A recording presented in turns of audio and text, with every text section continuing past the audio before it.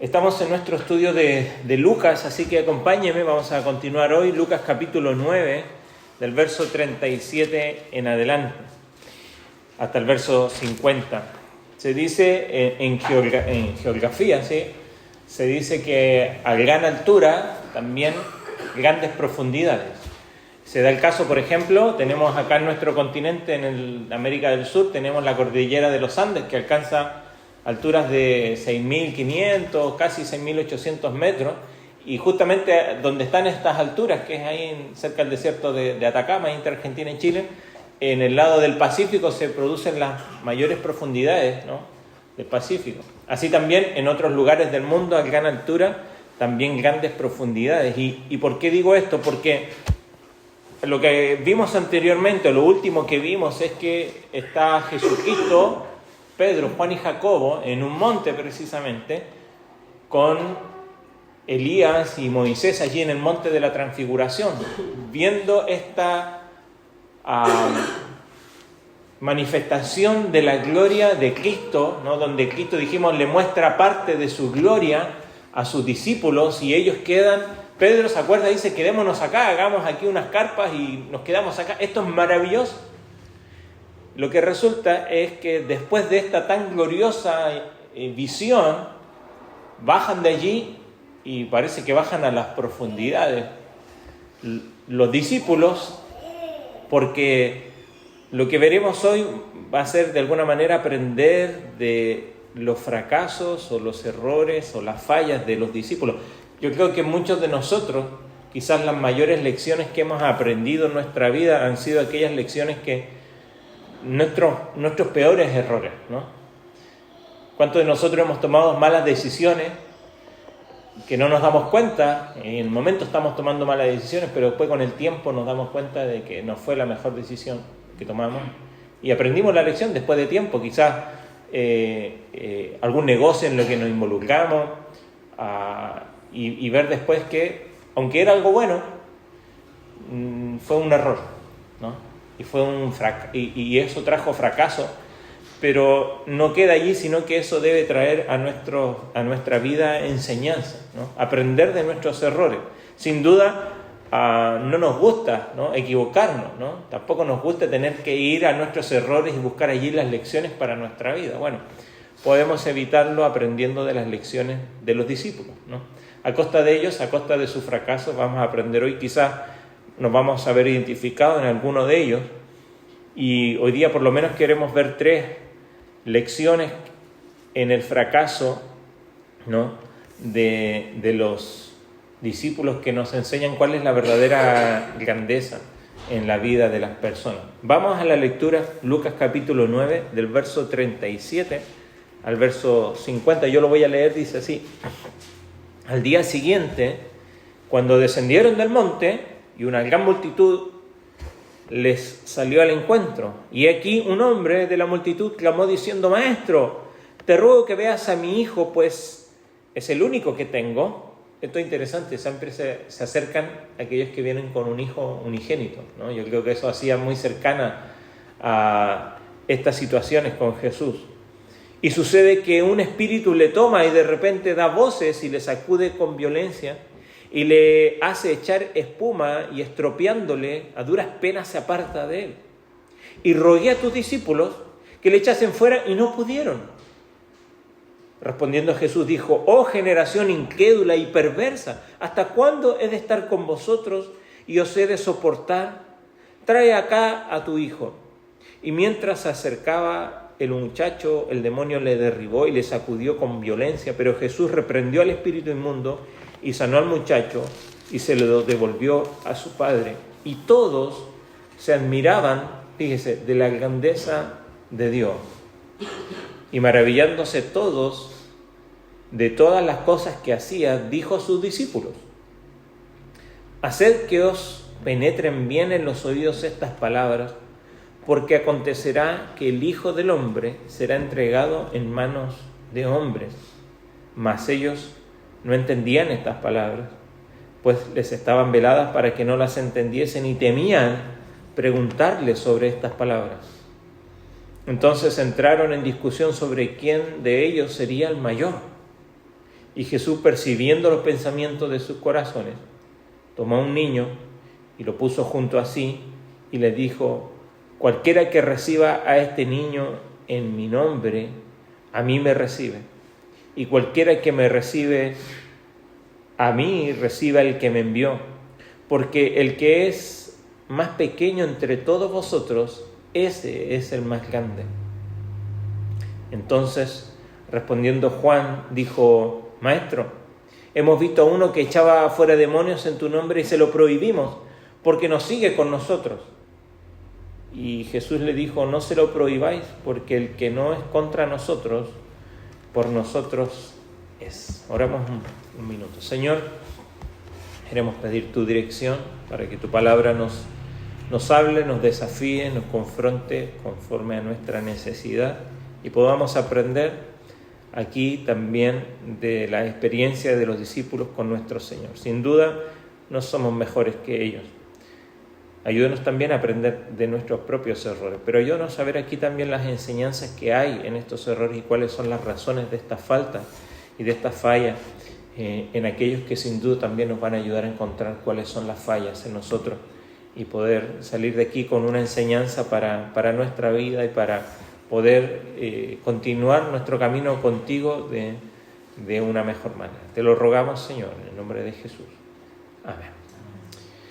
Como dijimos, hoy vamos a aprender algunas lecciones de estos errores a costa de los discípulos. Como dijimos, las mejores lecciones quizás son aquellas que vienen de los errores, de nuestros grandes errores. No tenemos que cometer estos errores, no es necesario, vamos a hacerlo a costa de estos discípulos, hermanos nuestros. Y lo primero que vemos es que después de, dijimos, bajar el monte, ¿no?, van hasta lo más profundo, porque vemos este evento allí, ¿no? Hay un hombre que se acerca con su hijo que está poseído por un demonio, y no solamente esto, sino que le había pedido a sus discípulos que lo echaran fuera.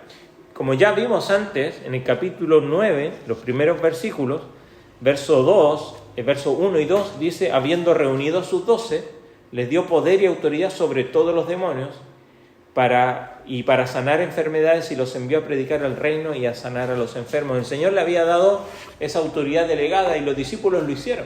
Pero ahora resulta que no les funciona, no sale. Y después de que el Señor toma a este hijo de este hombre, que vemos el cuidado del Señor, me encanta el detalle al final. Dice: sanó al muchacho y se lo devolvió a su padre, ¿no? El Señor siempre lo que toma en sus manos, ¿no?, lo restaura de una manera plena, ¿no? Y ese cuidado del Señor, quizás el tono de compasión allí, de devolverlo al Padre ahora completamente transformado. Y dice: y todos se maravillaban de su grandeza, ¿no?, y de las cosas que él hacía. Pero fíjese, al final del verso 43 dice: y dijo a sus discípulos, en el verso 41, ¿no?, cuando dice que le rogaron a sus discípulos que le echasen fuera y no pudieron, Jesús dice: oh generación incrédula y perversa. Uno pensaría o se pregunta, ¿a quién le está hablando Jesús? Aquí los que están son los discípulos. No sabemos si está allí en este grupo de discípulos Juan, Jacobo y Pedro, porque estaban en el monte con Jesucristo. No sabemos si están aquí, porque dice que fue al día siguiente, ¿no? Si están o no, no es tan importante. Si están allí, es mucho más, hay más agravantes para ellos, ¿no? Porque acaban de ver la gloria del Señor y ahora están aquí no pudiendo echar fuera un demonio cuando el Señor les había dado autoridad. Entonces, si nos preguntamos con quién está hablando Cristo cuando les dice: oh generación incrédula y perversa, sin duda no es el padre de este muchacho. Algunos pensarían las multitudes que están allí, porque dice que muchos se maravillaban, todos se maravillaban, que había una gran multitud cuando vinieron del monte. Pero personalmente creo que lo más probable es que Jesús tenga sus ojos puestos en sus discípulos, en estos que venían con este padre y con este niño también, diciendo, ellos no decían nada, el padre de este niño decía: aquí tus discípulos no pudieron hacer nada. Y Jesús, probablemente mirándolos a ellos, dirige estas palabras. ¿Cuál fue el fracaso en esta ocasión de los discípulos? El hecho en sí es que no habían podido curar, no habían podido echar fuera el demonio de este muchacho. ¿Pero por qué? Jesús les había dado autoridad recientemente para poder hacerlo. Ahora, Lucas no nos dice tanto, pero sí el libro de Marcos, ¿no? En el relato paralelo aquí nos da un poco más de luz, así que vaya conmigo a Marcos capítulo 9, sin perder allí Lucas, pero vaya conmigo un poquito a Marcos capítulo 9.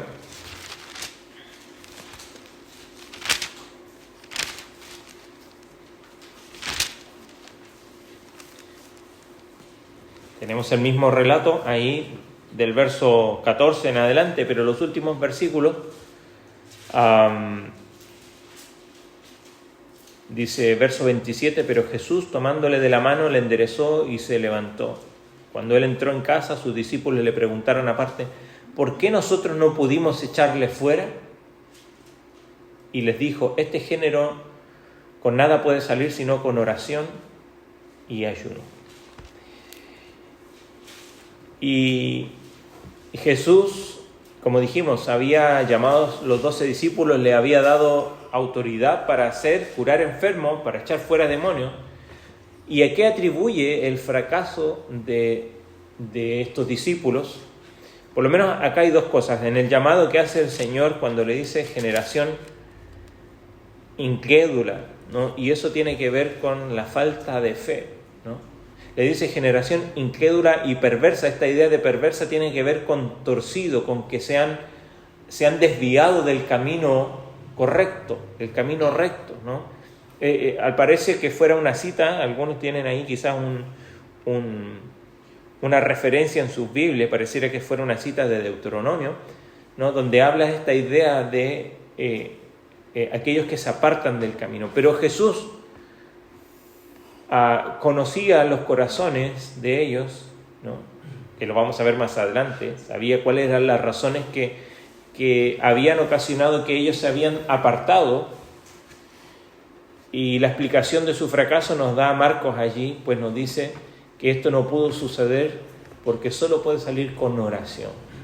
Y Jesús los reprende por la incredulidad, ¿no? Porque Él ya les había dado poder, les había dado autoridad para hacerlo, y esperaba que obedecieran en ausencia. Si creemos que Jesús venía, ¿no?, del monte y ellos venían quizás de otro lugar, esperaba que obedecieran y ejercieran esa autoridad que el Señor les había dado y que oraran para demostrar el poder de Dios. ¿Por qué? ¿Qué es lo que hace la oración? Porque decimos, bueno, si el Señor les dio autoridad, ¿por qué no lo pudieron hacer? ¿Por qué era necesario orar? Y quizás nos hacemos la misma pregunta nosotros. ¿Por qué es necesario orar? Si el Señor dijo que Él va a hacer su obra y va a salir adelante. Porque la oración, de alguna manera, lo que produce en nosotros, porque a veces lo hemos dicho los miércoles que nos juntamos precisamente a orar, decimos, bueno, ¿la oración va a hacer alguna diferencia? ¿Será que si oramos mucho Dios va a cambiar su parecer respecto a algo? ¿O será que la oración produce algo en nosotros? Que en nuestra vida sí va a cambiar algo. Porque la oración, lo que hace al ejercer la oración es que estamos reconociendo que necesitamos de Dios y de su ayuda. Y eso habla de nuestra dependencia de Dios. Entonces Jesús los reprende por su incredulidad, porque ya les dio poder y autoridad, y esperaba que obedecieran cuando Él no estaba presente, y esta falta de confianza lleva a una falta de oración. La falta de confianza, esta falta de fe, lleva a ellos a una falta de oración. ¿Y qué pasa con la oración? Ellos fueron, de alguna manera, quedaron impotentes frente a esta situación porque no tenían oración. No habían dedicado a no solamente consultar al Señor, sino que buscar al Señor en dirección y en ayuda. Mire, el Señor Jesucristo ya les había enseñado a sus discípulos con el ejemplo de ir y apartarse. Él, siendo el mismo Dios, teniendo la necesidad de apartarse en la noche, ¿a qué? ¿Se acuerdan? Lo hemos visto, que el Señor se apartaba, ¿a qué? ¿Qué hacía cuando se apartaba de los suyos? Se apartaba a orar y oraba. ¿Y por qué decimos por qué Jesús tenía la necesidad de orar? ¿Acaso no sabía lo que iba a pasar? ¿Acaso no tenía el poder de hacer lo que Él quisiera? Pero aún el Hijo de Dios tenía la necesidad de depender del Padre. ¿Por qué Cristo viene al mundo? El Evangelio nos dice que fue obediente hasta la muerte de cruz. O sea que el Padre envía al Hijo y el Hijo obedece a su mandato. Y es el ejemplo que nos ha dejado Jesucristo. El Padre ahora, por medio de Jesucristo, nos envía a nosotros a hacer la tarea que tenemos como iglesia de predicar el Evangelio, de vivir una vida santa, de vivir una vida apartada, de ir y dar testimonio en este mundo. Pero muchas veces nos sentimos fracasados, pero no tiene que ver con que Dios ha fallado. Lo más probable es que estemos en la misma situación de los discípulos, que nos estemos fallando por nuestra falta de fe, por nuestra falta de confianza en Dios. El Señor les había dado autoridad para hacer aquello que ellos no estaban pudiendo hacer ahora. Probablemente, y esto se va a ver en lo que viene a continuación, porque estaban dependiendo de ellos mismos. Diríamos de manera bien coloquial, se le habían ido un poco los humos a la cabeza diciendo, ahora nosotros podemos hacer esto. Y estaban queriéndolo hacer por medio de su fuerza. Y claramente eso es imposible. ¿Te ha pasado alguna vez en tu vida que hay situaciones, errores, fracasos, que quizás hay cosas que no salen, que quizás no funcionan? ¿Te has preguntado cuánto oraste por eso? ¿Has tomado alguna vez alguna decisión sin orar? Cosas buenas, ¿no?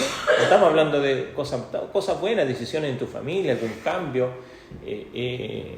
alguna compra de algo, decisiones que tienen que ver con tu familia, algún cambio de trabajo, situaciones que estamos todo el tiempo tomando, todo el día tomamos decisiones, todos los días. Ahora, ¿oro yo por esas decisiones que estoy tomando? ¿Estoy confiando en Dios que Él me va a ayudar en esas decisiones que estoy tomando? Ahora la pregunta es, el Señor promete que todo lo que pidiésemos en su nombre lo vamos a recibir. Ahora, eso no es poner al lado de lo que vamos a orar, te lo pido en el nombre de Jesús, no. Esto es, no sé si alguno tiene cuenta en algún negocio, ¿no? Y si va alguien a nombre suyo a pedir allí, le van a dar porque va a nombre suyo. Pero si yo voy a nombre de cualquier otro, no me van a dar. Si yo digo, ¿sabes qué? Yo quiero que me den cuenta aquí, puedo sacar a cuenta y dice, ¿quién eres tú? No estás acá. Si pides a nombre de alguien,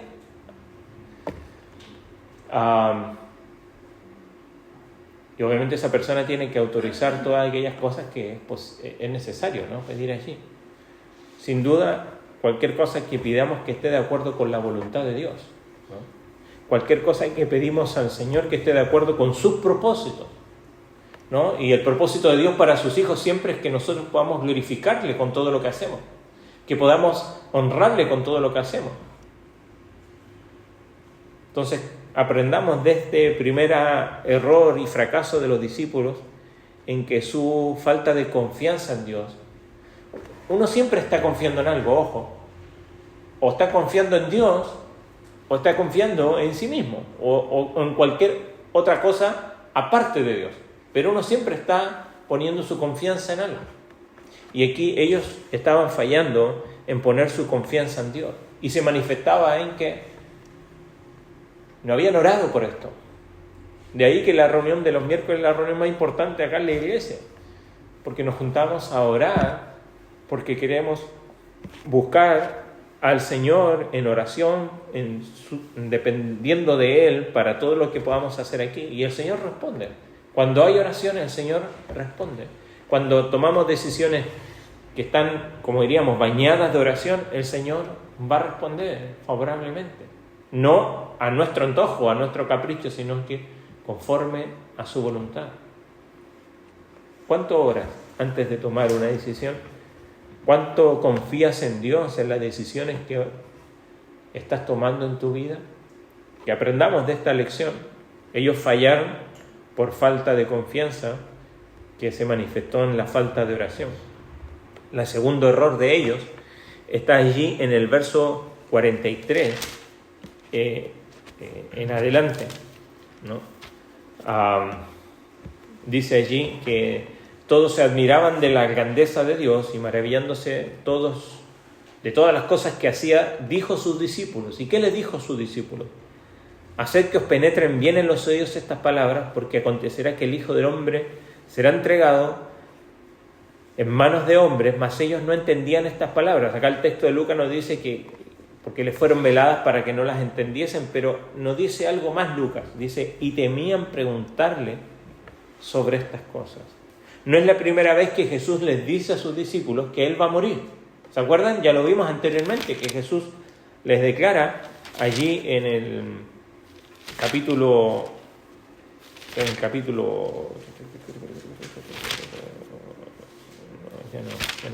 no fuimos. Pero creo que era en capítulo 5 o capítulo 6. Pero el Señor ya les había dicho a sus discípulos que Él iba a partir, que iba a ser tomado por los líderes de Jerusalén y que iba a morir. Sin embargo, ellos no entendían estas palabras aquí, era en el capítulo 9 nomás, anteriormente, ¿no? En el verso 21 en adelante, el Señor les anuncia, ¿no? Le dice, es necesario, verso 22, que el Hijo del Hombre padezca muchas cosas y sea desechado de los ancianos, los principales sacerdotes, por los escribas, y sea muerto y resucite al tercer día. El Señor ya les había revelado esta verdad, se lo vuelve a decir, ¿no? Sin embargo, nos dice aquí que a pesar de que Él les muestra que Él es el Mesías y que ellos lo reconocen, ¿se acuerda Pedro qué es lo que dice? ¿Quién dicen los demás quién soy? ¿Y quién dicen ustedes? Y Pedro dice, quizá en representación de los demás discípulos, tú eres el Hijo de Dios, ¿no? Tú eres el Mesías, tú eres el Cristo. Ahora, Él les había explicado que este Mesías iba a ser rechazado, iba a ser crucificado, iba a resucitar entre los muertos al tercer día. Ellos habían sido testigos, no nos dice Lucas aquí, pero sí el texto de Mateo, cuando el Señor les revela que Él va a morir, ¿no? Mateo nos dice que Pedro se levanta y le dice, no Señor, tú no vas a padecer esto, y el Señor le dice, quítate de mí, Satanás, ¿no? Pedro incluso las palabras que ocupa ahí son bastante fuertes, ¿no? Como que lo estuviera retando, ¿cómo se te ocurre que vas a morir, ¿no? Y el Señor le dice, no, es que esto es lo que va a pasar. Entonces ya los discípulos habían sido testigos de esto, de que Pedro, el Señor le había retado por dudar, ¿no?, de la necesidad de la muerte de el Señor Jesucristo, diciéndoles de alguna manera que no había otro plan, que era el plan, ¿no? Sin duda ellos como judíos estaban pensando, viene el Salvador, entonces va a transformar todo y va a ser completamente glorioso. Pero ¿cómo puede ser que eso esté de acuerdo? ¿Cómo lo juntamos con la declaración de Jesús de que Él va a morir y que va a ser entregado? Entonces, sin duda había allí una falta de comprensión en los discípulos. No entendían lo que esto significaba. Dice allí, el relato de Mateo, incluso nos dice que ellos estaban llenos de dolor. Ahí Mateo 17, yo lo voy a buscar el texto para leerlo. Mateo 17, verso 23, dice, y estando ellos en Galilea, Jesús les dijo, el Hijo del Hombre será entregado en manos de hombres, y le matarán, mas al tercer día resucitará. Y ellos se entristecieron en gran manera. Había gran angustia en ellos. Lucas nos dice que ellos tenían miedo de preguntar al respecto. No sé si le ha pasado a usted, cuando hay situaciones, ¿no?, o noticias que nos enteramos y no queremos preguntar más, ¿no? No sé si le ha pasado, ¿no? No queremos preguntar más. Y eso no es porque no queremos saber. lo más probable es porque si preguntamos eso nos va a ocasionar quizás más dolor a nosotros, y más angustia, y más preocupación. Pienso que esa es la razón por la que dice aquí Lucas que ellos temían preguntarle sobre estas cosas, porque acababan de ver, por lo menos algunos de ellos, a Jesucristo glorificado ahí en el monte, y ahora dice que va a morir. ¿Cómo unimos estas cosas? Se nos va a frustrar todo lo que está en sus mentes respecto a Cristo. No podían comprender cómo esto podría ser parte de la voluntad de Dios, ¿no? Y allí en el monte, precisamente, es que escuchan una voz que dice: este es mi hijo, el que yo he elegido, a él oí, ¿de acuerdo? Y probablemente cuando Cristo los confronta por no haber podido curar a este muchacho endemoniado, tiene en mente no solo la incapacidad de confiar en él, ¿no?, que ya lo vimos recién, sino que también la incapacidad de poder entender cuáles son los propósitos de Dios.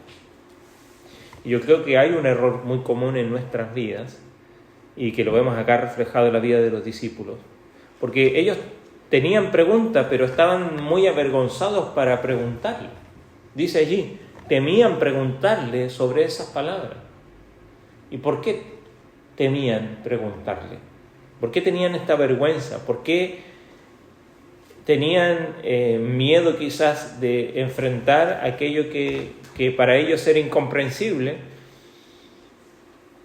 Y esto nos enseña una cosa: el Señor, sin duda acá el texto nos revela que estaban veladas para que no las pudieran entender, porque todavía el Señor no se había revelado completamente. Pero sí hay un propósito del Señor en todas las Escrituras, y es que Él se da a conocer.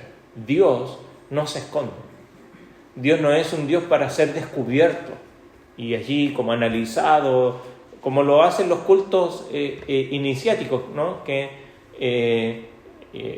a Dios o al Dios en quien creen tienen que descubrirlo, y a través de medios escondidos, ¿no?, y que no está revelado para todos. El Señor se reveló acá en su palabra y nos ha dejado todo lo que necesitamos conocer para conocerle a Él, cuáles son sus propósitos y cuál es su voluntad para nosotros. ¿Y por qué es que los discípulos fracasan en entender? El segundo error de ellos es la falta de comprensión, pero viene también por una falta de quizás lo podríamos decir así, de falta de enseñabilidad, quizás la falta de querer entender o querer comprender. ¿Cómo se cura la ignorancia? ¿Cuál es la única manera de poder curar la ignorancia? La ignorancia tiene que ver con lo que yo no conozco, ¿verdad? ¿Cómo se cura la ignorancia? Conociendo, ¿no? Si usted no sabe acerca de cocina, ¿cómo puede saber acerca de cocina? Y cocinando, ¿no? Leyendo, pero principalmente cocinando. Si no sabe acerca de andar en moto, esto me pasó cuando yo llegué acá a Uruguay, nunca me había subido una moto, hasta que adquirí una y no sabía cómo subirme. Y bueno, la única manera, vi un par de tutoriales y dije, bueno, pero por más que los vea no voy a aprender, me tengo que subir, ¿no? Y yo ya les conté la anécdota, me vine en segunda, desde el shopping para acá, en tremenda moto, ¿no? Y así anduve mucho tiempo. La única manera que podemos curar la ignorancia es yendo a adquirir ese conocimiento que nos hace falta.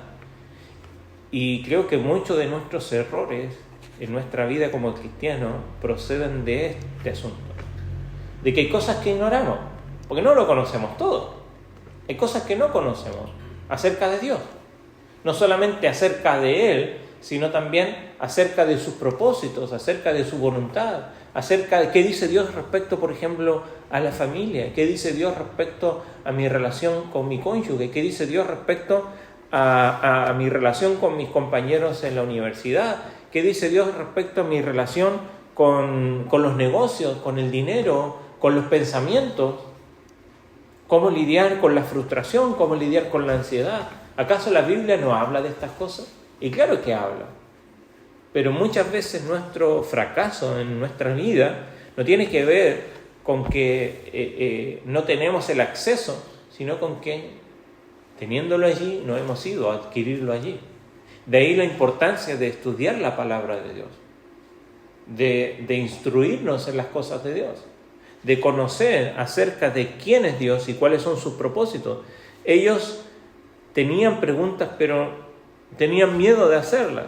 Mire, Jesús quiere que nosotros podamos entender su voluntad para nuestra vida. Y para eso nos ha dejado su palabra para que la podamos entender. ¿Y cómo podemos entender algo si no vamos a ella? De ahí la importancia de diariamente ir a la palabra de Dios, de leer la palabra, de estudiarla. Tenemos los días miércoles, no solamente oramos, estudiamos la palabra de Dios. ¿Hay preguntas sin respuestas en tu vida? Y sí, en mi vida también. ¿Cómo podemos despejar esas dudas? Bueno, ahí está la palabra de Dios. Nunca debes estar avergonzado para preguntar a Dios o a otro para que te ayude. Acá los discípulos están en esta situación donde temen preguntar sobre estas cosas y eso les lleva también a fallar, ¿no? Los discípulos no entendieron a Jesús, ¿no? Lo que Él decía porque carecían de enseñanza. Y debemos aprender de su incapacidad para entenderlo, para nosotros no repetirlo. Hoy día nosotros tenemos mucha más luz que la que tuvieron los discípulos en ese momento. Hoy día nosotros sí comprendemos mucho más acerca de la vida de Jesús.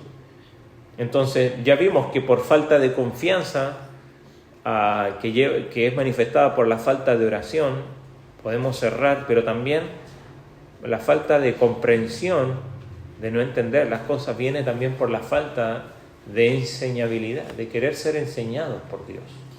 Y el Señor quiere enseñarte, ha dispuesto de su palabra, ha dispuesto de personas, ha dispuesto... Hoy día tenemos recursos sin fin, sin límite. Hoy día con el internet es cosa de querer, nada más. Es un asunto de voluntad. Porque nadie puede decir que yo no puedo, está allí. Si Jesús es mi Señor, va a provocar el deseo de conocerlo. ¿Se acuerda que dice Pablo? Él dice, me extiendo a lo que está delante, con el propósito de conocerle y poder entender quién es mi Dios.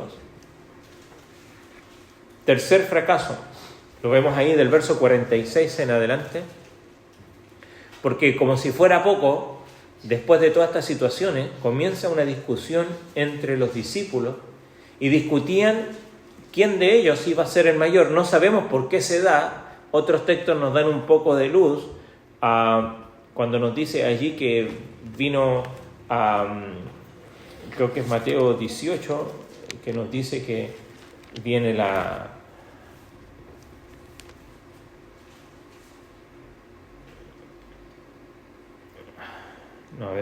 dice Mateo 18, en aquel tiempo los discípulos vinieron a Jesús diciendo, ¿quién es el mayor en el reino de los cielos? Y llamando a Jesús a un niño lo puso ahí en medio de ellos, ¿no? Y les da el ejemplo de esta situación de quién es el mayor. Pero vemos también que los discípulos quizás están celosos algunos porque Jesús tenía, sí, algunos que eran más cercanos a él y lo vimos. No fue con todos al monte en la transfiguración, venía con Juan, Jacobo y Pedro. Habían sido los mismos que habían estado presentes en el milagro de la resurrección de la hija de Jairo, ¿no? Y le dijo, no le cuenten a nadie. Y ahora vienen ellos, no sé cuál fue la reacción. Hubiera sido interesante hacer allí estar presente para ver las reacciones entre los discípulos, ¿no? Aprenderíamos mucho nosotros. Pero imagínense, vienen ellos quizás con un rostro así gigante y vienen los otros 9 con el fracaso de no poder echar fuera un demonio y se encuentran, ¿no? Y sí, ¿por qué te vienen así? Yo en la semana dije, ¿cómo hubiera sido esa conversación? ¿No? Porque vienen todos frustrados y vienen estos llenos de resplandor y probablemente algunos pensaban que habían algunos que podían tener un mejor lugar. Después tenemos en otra parte que precisamente Juan y Jacobo, la madre de ellos, va y le pide a Jesucristo que tengan un lugar preponderante, ¿no?, dentro en el reino. Pero ellos están discutiendo quién va a ser el mayor. Justo antes de esto, todos se estaban maravillando de lo que Jesús hizo, ¿no? Nos dice el texto allí, ¿no?, en el verso 43. ¿Se da cuenta ahí la relación? Jesús estaba demostrando su poder, estaba demostrando y que la gente lo seguía, era muy popular, y la incapacidad de curar a un muchacho y la incapacidad de entender a Jesús no les impidió a ellos discutir quién iba a ser el mayor, ¿no? Quizás eso lo podría haber detenido, pero no. Aquí, por tercera vez, Jesús tiene que reprenderlo. Ahora no lo hace como la vez anterior, diciéndole generación incrédula y perversa, sino que hace un acto que es bastante hermoso. Porque dice el verso 47, percibiendo los pensamientos de sus corazones, tomó a un niño y lo puso junto a sí. Y les da este ejemplo: cualquiera que recibe a este niño en mi nombre, a mí me recibe. Cualquiera que recibe a mí, recibe al que me envió, porque el que es más pequeño entre vosotros, ese es el más grande. Al tomar al niño y hacer que esté junto a él, ¿no?,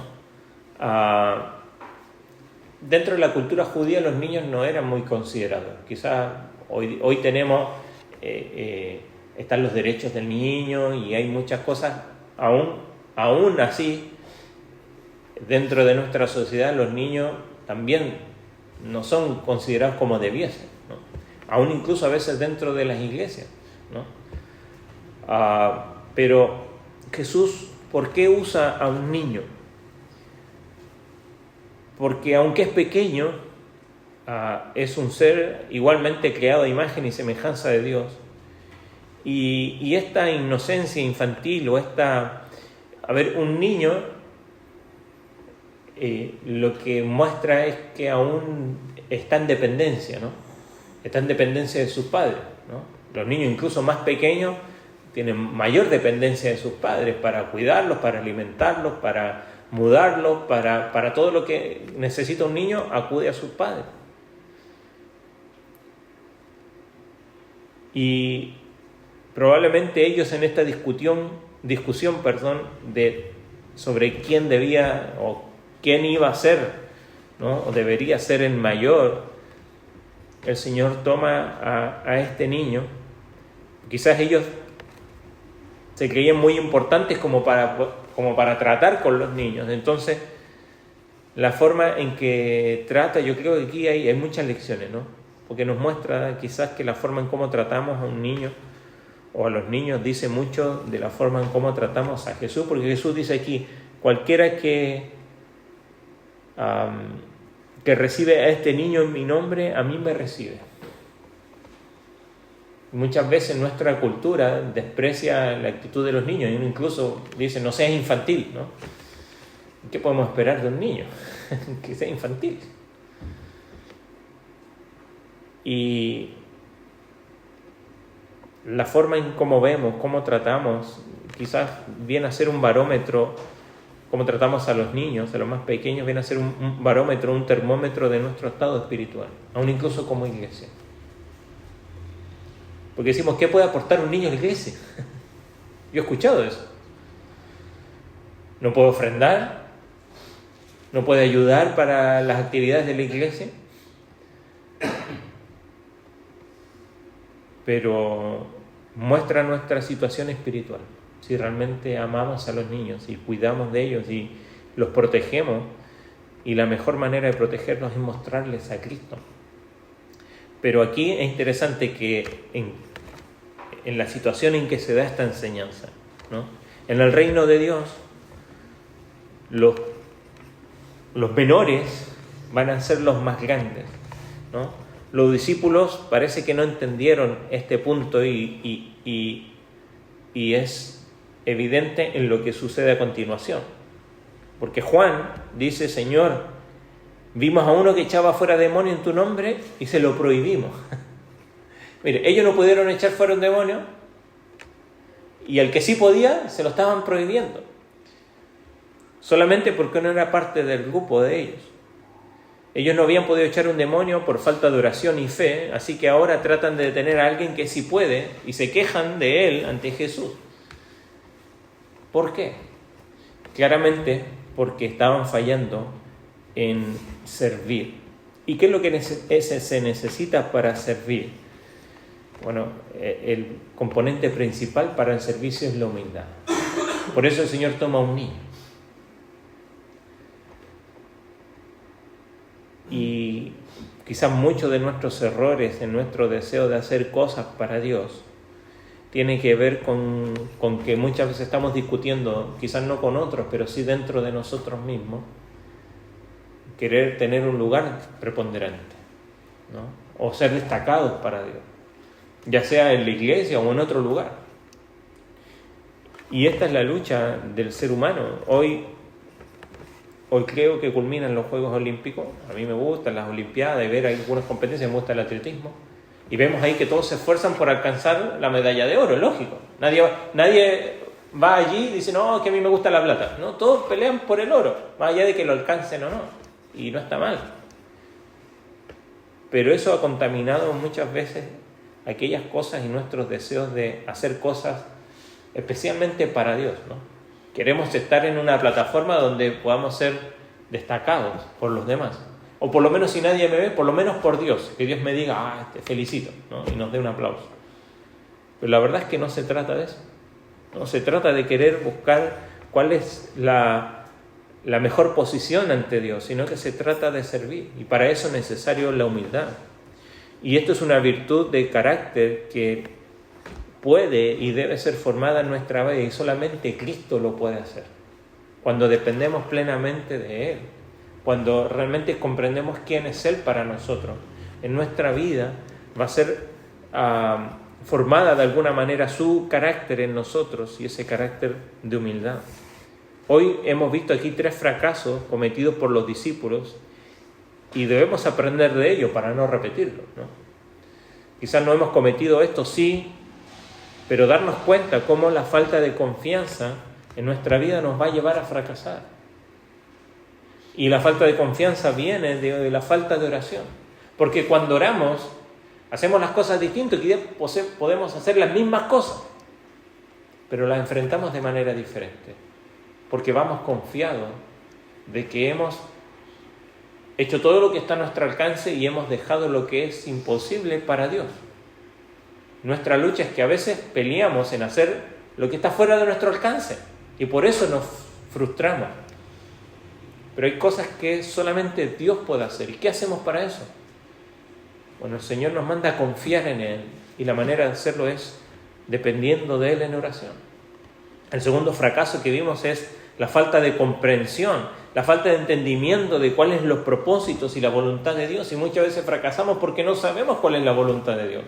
Y fracasamos en cómo administrar nuestro dinero, y fracasamos en cómo administrar nuestro hogar, y fracasamos en cómo relacionarnos con las demás personas, en cómo relacionarnos con nosotros mismos, con nuestras ansiedades, con nuestros dolores, con nuestras heridas, porque no sabemos cuál es la voluntad de Dios o cómo debemos abordar estas cosas. ¿Cómo podemos curar esto? Bueno, estudiando la palabra de Dios, dejar que Él nos enseñe, disponernos para que otro nos alumbre también con la luz de Dios, porque hay cosas que quizás solo no vamos a entender. Pedir consejo es de sabios, dice Proverbios. Pedir ayuda es precisamente una actitud humilde, como vamos a ver. El último fracaso, la falta de servicio, la falta de tener esta actitud de disponernos para Dios, viene de esta falta de humildad. Cuando en vez de servir queremos ser servidos, queremos tener el mejor lugar, viene de esta falta de humildad. Y quizás vemos nuestros propios fracasos y nos identificamos con los discípulos, y quizás tenemos mucho más, sin duda, errores en nuestra vida, pero fue Tomás Alva Edison que dijo que él dice, fracasar no nos convierte en fracaso, ¿no? Él falló miles de veces en tener éxito al encontrar los elementos adecuados para inventar y crear la bombilla, esto, ¿no? La lamparita de luz. Y su actitud era que no había fallado, sino que ahora conocía miles de formas en cómo no iba a funcionar. Así que no nos desanimemos por nuestros fracasos. En lugar de culpar a otro, como nos hacían aquí los discípulos, o quejarnos, aprender para poder crecer a través de ellos y parecernos más a nuestro Salvador. Agradezcamos al Señor porque nos permite aprender de los errores de otros, pero también aprendamos de nuestros errores. ¿Has fracasado? ¿Has fallado? ¿Cómo está tu oración? ¿Cómo está tu estudio bíblico? ¿Cómo está tu actitud de humildad frente a Dios? Que el Señor nos ayude a poder entender su palabra hoy y poder ser desafiados también por ella. Pongámonos en pie y demos gracias a Dios.